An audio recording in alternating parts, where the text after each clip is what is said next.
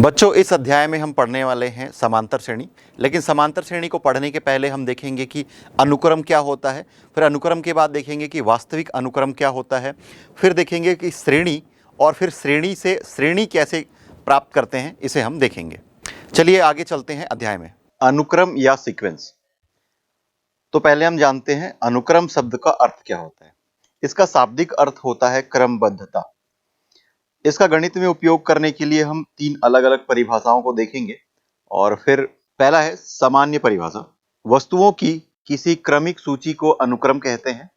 अनुक्रम में क्रम का महत्व है, जबकि समुच्चय में क्रम का महत्व नहीं होता है। अनुक्रम में एक ही अवयव अलग अलग स्थानों पर आ सकते हैं। यह एक सामान्य परिभाषा है। अब दूसरी परिभाषा पर चलते हैं। संख्याओं के उस समूह को अनुक्रम कहते हैं जिसमें संख्याओं को किसी क्रम में एक निश्चित नियम के अनुसार रखा गया हो। इस प्रकार के समूह के अवयव अनुक्रम के पद कहलाते हैं। उदाहरण 1, 3, 5, 7 इत्यादि। इस समूह में देखा जाए तो प्रत्येक पद अपने पूर्व पद से दो अधिक है। अर्थात 1 में जब 2 जोड़ेंगे तो मिलेगा 3, 3 में 2 जोड़ेंगे तो मिलेगा 5, और 5 में 2 जोड़ेंगे तो मिलेगा 7। तो इस प्रकार आगे यह क्रम बढ़ता जाएगा। दूसरा उदाहरण 20, 18, 16, 14 इत्यादि।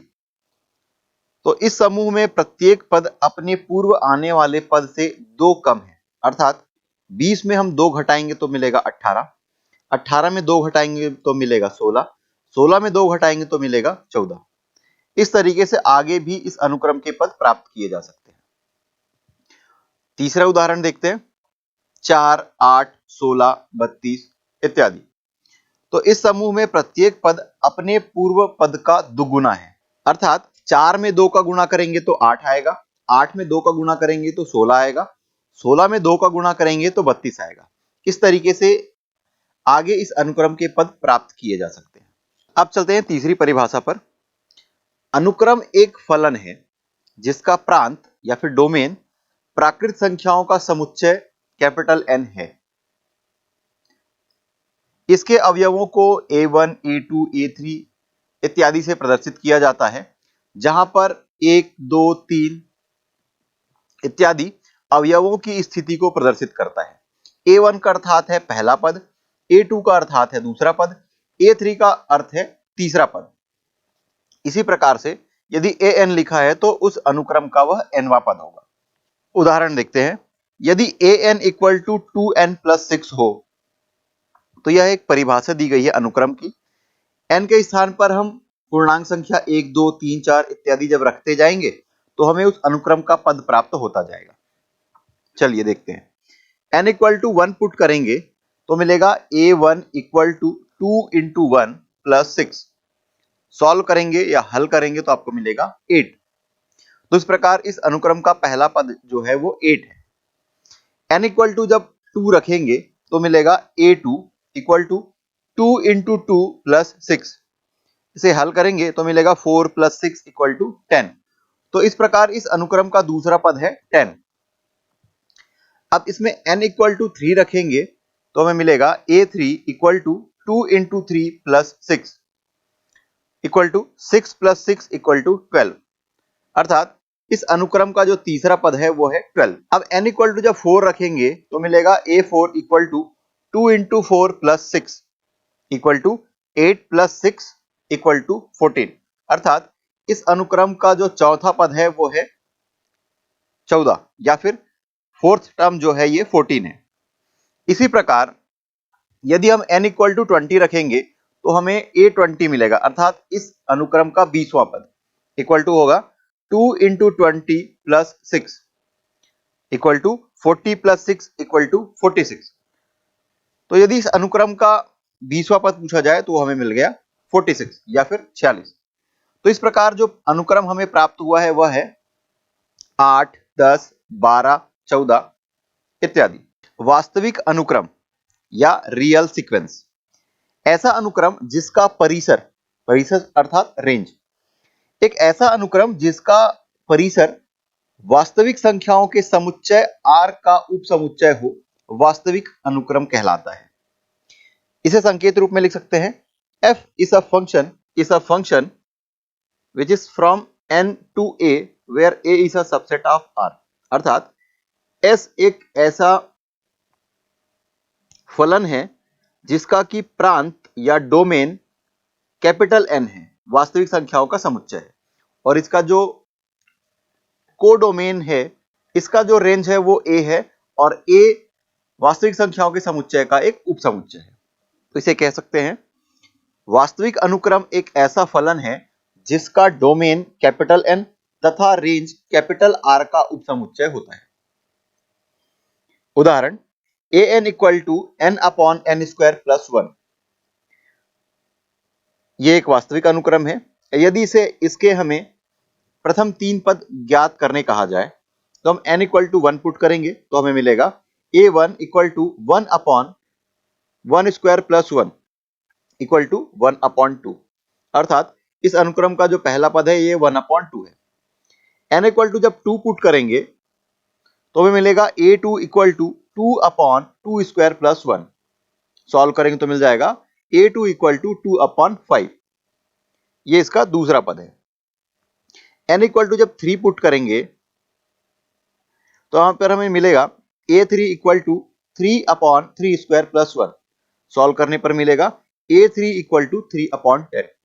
तो इस तरीके से यह अनुक्रम है 1 upon 2, 2 upon 5, 3 upon 10 and so on.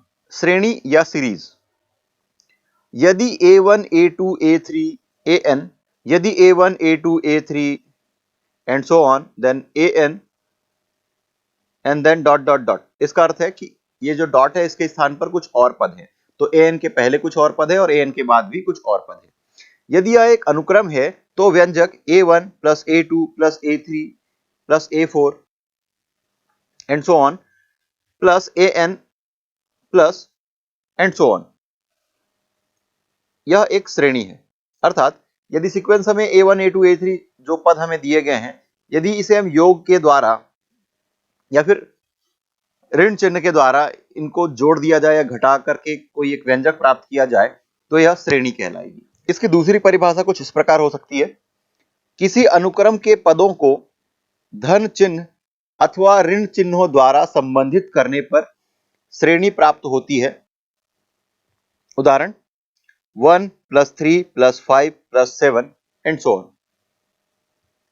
दूसरा उदाहरण 20 plus 18 plus 16 plus 14 and so on. तीसरा उदाहरण 1/2 plus 1/5 plus 1/8 plus 1/11 and so on. इसका मतलब है कि इसके आगे भी और पद हो सकते हैं। परिमित एवं अपरिमित श्रेणी, फाइनाइट एंड इनफाइनाइट सीरीज, किसी अनुक्रम के पदों की संख्या के आधार पर कोई श्रेणी परिमित या अपरिमित होती है। तो पहला श्रेणी है परिमित श्रेणी या फिर फाइनाइट सीरीज, वह श्रेणी जिसमें पदों की संख्या सीमित या परिमित हो परिमित श्रेणी कहलाती है।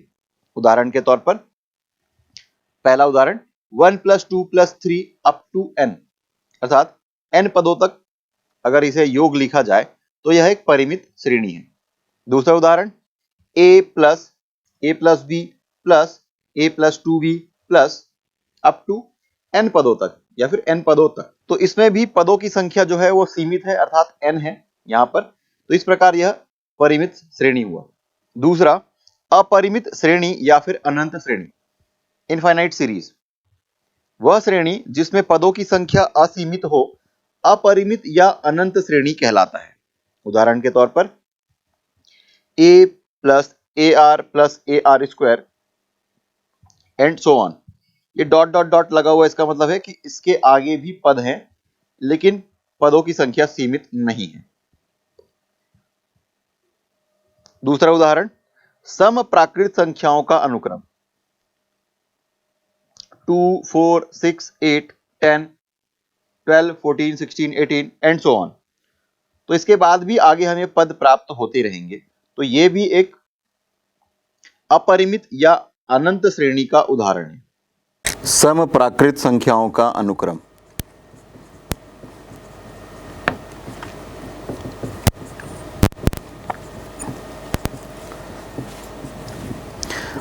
तो प्राकृत संख्याओं का अनुक्रम कुछ इस प्रकार होगा 2, 4, 6, 8, 10, 12, 14 इत्यादि।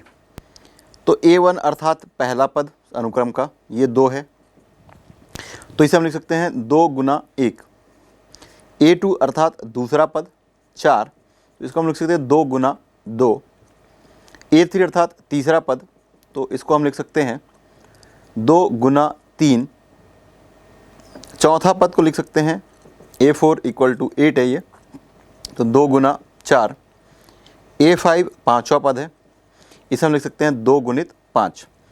तो इस प्रकार आगे भी हमें पद प्राप्त होंगे।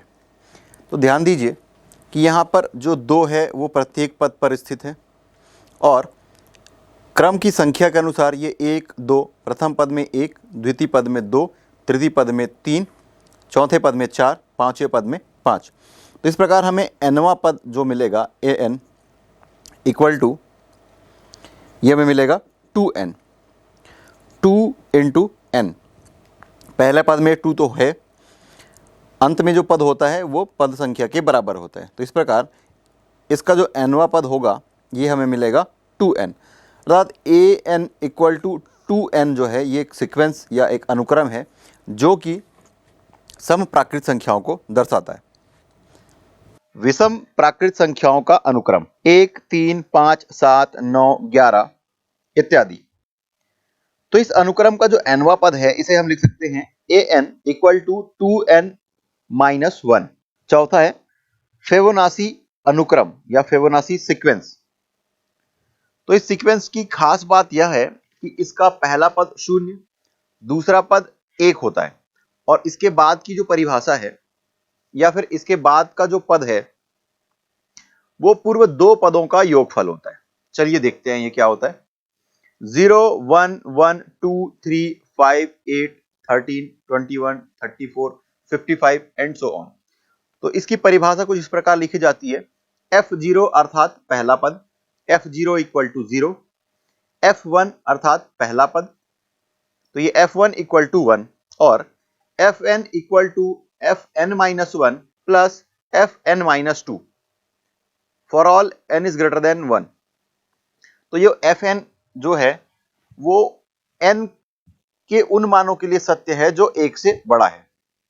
तो इस प्रकार हम यह कह सकते हैं कि फिबोनाची अनुक्रम के प्रथम 2 पद 0 और 1 है और शेष पद अपने से पहले 2 पदों का योग होता है। तो फिबोनाची सीरीज में दिया गया कि F0 अर्थात फिबोनाची सीरीज या अनुक्रम का पहला पद जो है 0 है, F1 अर्थात इसका दूसरा पद है ये 1 है और Fn ये लिखा गया Fn minus 1 plus Fn minus 2 for all n is greater than 1। तो n का मान यदि 1 से अधिक है तो हम इस परिभाषा का उपयोग करेंगे। तो इस प्रकार जो श्रेणी हमें प्राप्त हो रहा है ये है 0 और फिर 1। Fn जब n इक्वल टू यदि हम 2 रखेंगे, n का मान जब 1 से बड़ा है तब हम इस परिभाषा का उपयोग करेंगे। तो जब 2 है तो लिखेंगे F2 equal to F2 minus 1 F1 plus F2 minus 2 0। F1 का मान है 1, F0 का मान है 0 अर्थात 1। तो इस तरीके से ये फिबोनाची अनुक्रम का जो तीसरा पद है यह हमें मिल रहा है 1। n इक्वल टू जब 3 पुट करेंगे, यहाँ पर n के बराबर 3 रखेंगे तो मिलेगा F3 equal to F3 minus 1 2, फिर 3 माइनस 2 1, तो ये F1। F2 का मान है 1, F1 का मान है 1, मिल गया 2। तो इस तरीके से इसका अगला पद हमें मिल गया 2। n इक्वल टू जब 4 रखेंगे तो मिल जाएगा F4 equal to 4 minus 1 3 F3 plus 4 minus 2 2, तो F2।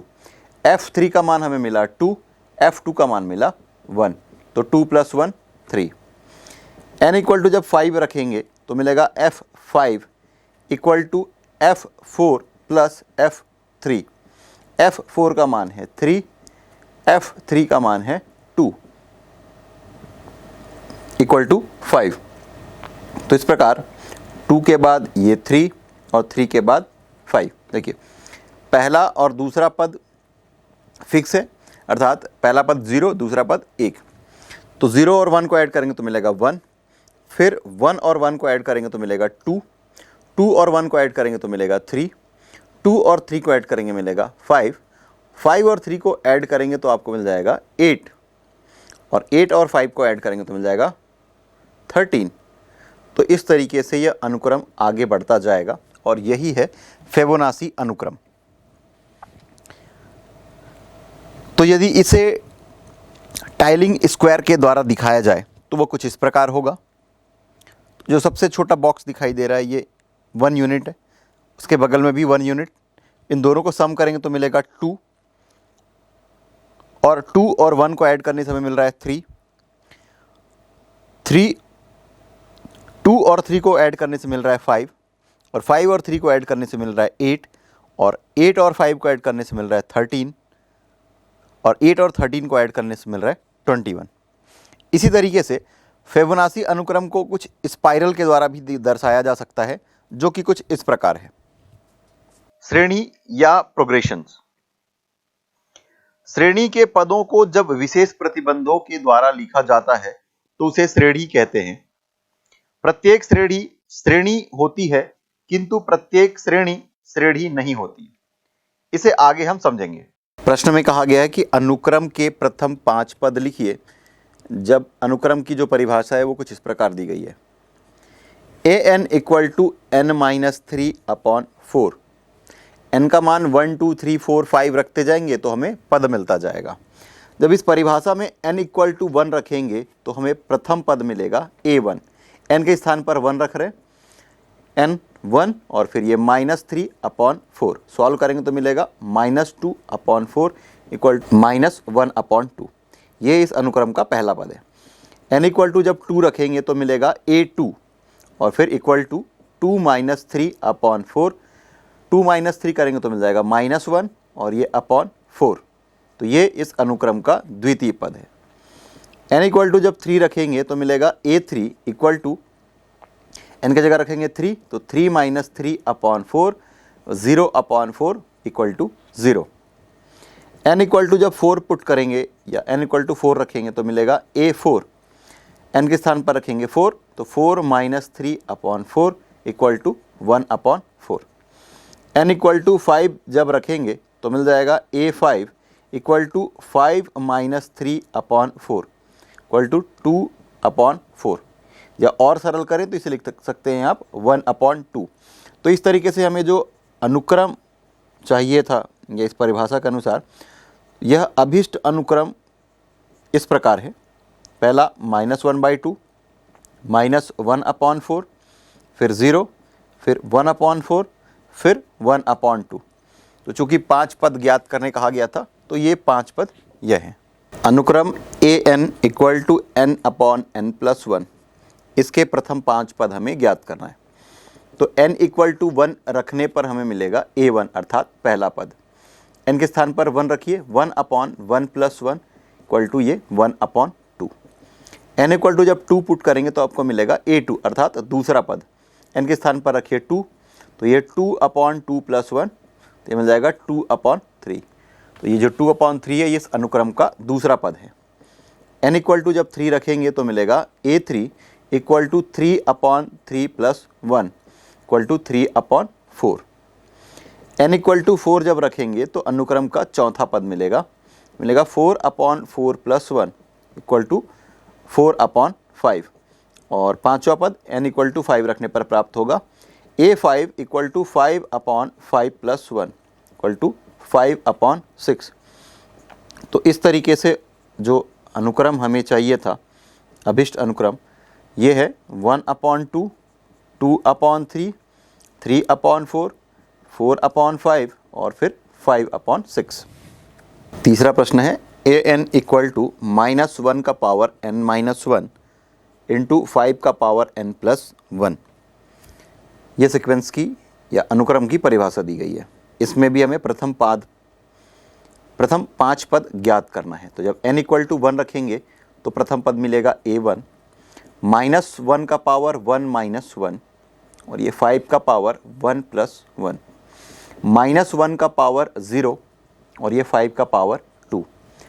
किसी भी संख्या का घात यदि शून्य हो तो इक्वल टू 1 के बराबर होता है या 1 होता है।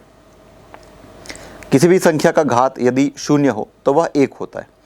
तो 1 से 5 का घात 2 अर्थात 25 का गुणा करेंगे तो मिलेगा आपको 25। n इक्वल टू जब 2 रखेंगे तो मिलेगा a2 इक्वल टू -1 का पावर 2 - 1 इंटू 5 का पावर 2 + 1। 2 - 1 करेंगे मिलेगा 1। तो -1 का घात या पावर जो है यह विषम संख्या है, इसलिए मिलेगा -1 और 5 का गुणा आप 3 बार करेंगे तो मिल जाएगा 125। तो इन दोनों का जब गुणा करेंगे तो आपको मिल गया -125। n इक्वल टू जब 3 पुट करेंगे तो आपको मिलेगा a3 -1 का पावर 3 - 1 और 5 का पावर 3 + 1। तो 3 - 1 मिल जाएगा 2, -1 का पावर 2 करेंगे तो आपको मिलेगा +1 और फिर ये 5 का पावर 4। सॉल्व करेंगे तो मिल जाएगा 625।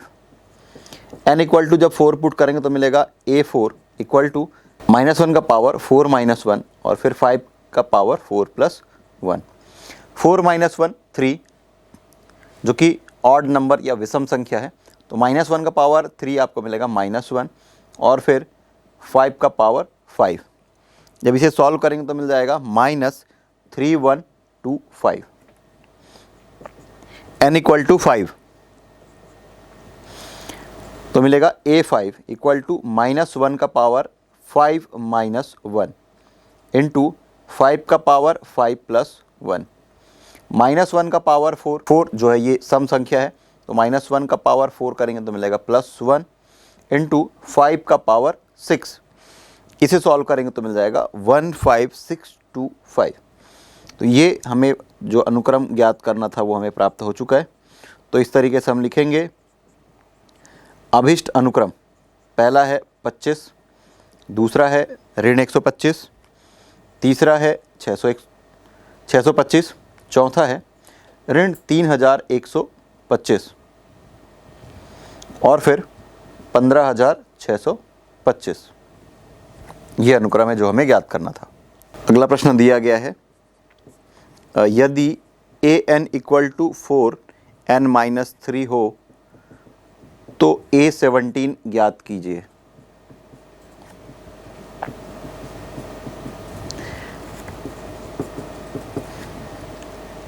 तो दिया गया है an equal to 4n - 3, a17 ज्ञात करना है तो n इक्वल टू 17 रखेंगे तो आपको प्राप्त होगा a17 इक्वल टू 4 × 17 - 3।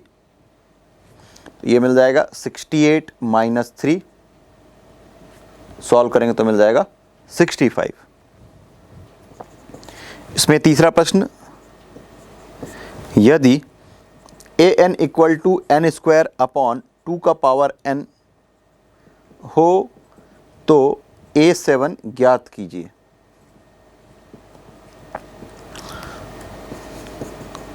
तो दिया गया है an इक्वल टू n का पावर 2 अपॉन 2 का पावर n। तो n इक्वल टू जब आप 7 रखेंगे तब आपको मिलेगा a7। a7 equal to n, 7 इसका पावर 2 अपॉन 2 का पावर n अर्थात 7। सॉल्व करेंगे तो मिल जाएगा 49/128। अगला प्रश्न दिया गया है, माना अनुक्रम an की परिभाषा a1 इक्वल टू -1 है और an जो है ये an-1 अपॉन n है, जहाँ पर n का मान 2 से बड़ा या 2 के बराबर है। तो अनुक्रम के 5 पद ज्ञात कीजिए।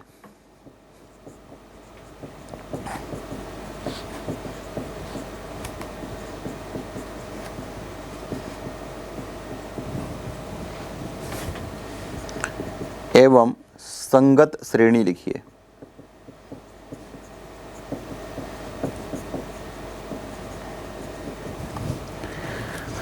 चलिए हल करते हैं।